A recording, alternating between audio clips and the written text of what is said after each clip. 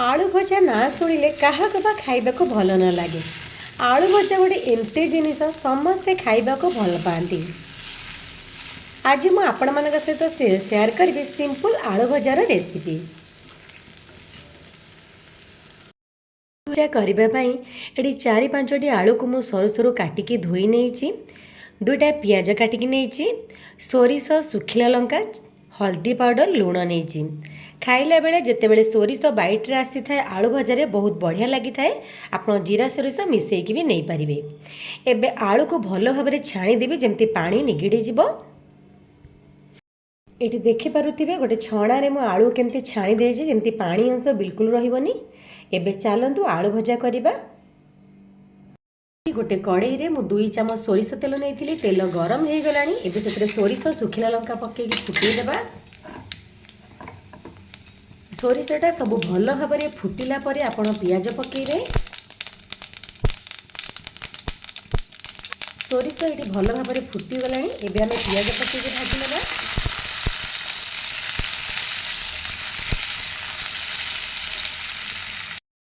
पियाज भाजी हो गलानी, पूरा ये पोड़ानी। आम एमती ही दर भजा करवा भल लगी थाए भजारे। एबे से छाणिकी रखिथिबा आलू को पकेइबा। हल्दी पाउडर, लुण,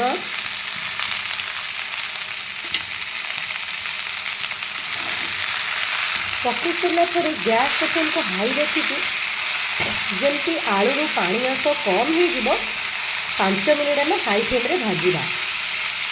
आपड़ भावुवे आलू भजा गोटे की रेसिपी ना, आलू भजार यही टाइम कौन है बहुत लोग पानी दे दिखती, भजार टेस्ट भल लगी न था।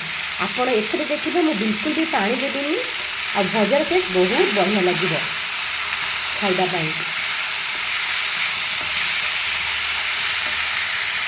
हाई फ्लेम रे 5 मिनिट एपट सेपट कर नहीं, पानी अंश कमी जाइए। एबे आपको गैस फ्लेम को लो करके कभर करके रखीदेबा आलू सिझापी। आ मझीरे टिके एपट सेपट करनेबा।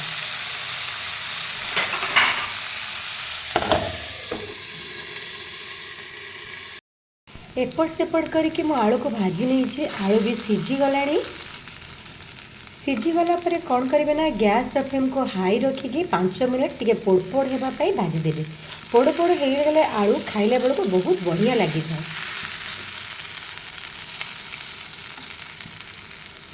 ये मुझे एपट सेपट करके आउ किसी समय भाजी नहीं।